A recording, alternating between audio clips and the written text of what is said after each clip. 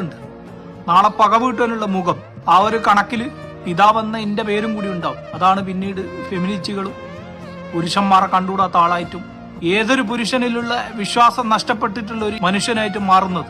6 അടി മണ്ണ് നാളെ കാത്തിരിപ്പുണ്ട്. സ്വന്തം കാമുകിക്ക് ഹോസ്പിറ്റലിൽ വരുവാനോ പള്ളിക്കാട്ടിന്റെ അടുത്ത് വന്ന് നിന്നിട്ട് ഇതെന്റെ കാമുകനായിരുന്നു എന്ന് പറയാനുള്ള ഒരു അവകാശം ഉണ്ടാവില്ല. കള്ളക്കാമുകി ചിലപ്പോ ആ നേരവും നീ എന്ന വിഡ്ഢിയുടെ കഥ പുതിയ കാമുകനായിട്ട് ഷെയർ ചെയ്യുന്നുണ്ടാവും.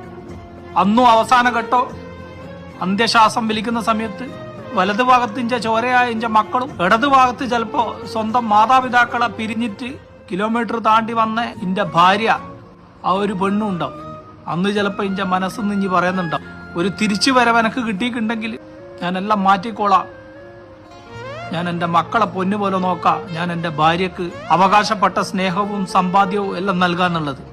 എനിക്ക് അന്നൊരു മടക്കയാത്ര ഇല്ലെങ്കിലുണ്ടല്ലോ, എന്റെ കബറിലേക്ക് ചാടുന്ന മണ്ണിലുണ്ടല്ലോ ഒരു തുള്ളി കണ്ണുനീരിന്റെ ഈർപ്പം പോലും തട്ടൂല. കാരണം പിതാവ് നൽകേണ്ട ഒന്നും മക്കൾക്ക് നൽകിയില്ല. ഈ കാണുന്ന വർണ്ണങ്ങളും ഈ കാണിക്കുന്ന സ്നേഹങ്ങളൊന്നും അധികകാലം നിൽക്കൂല.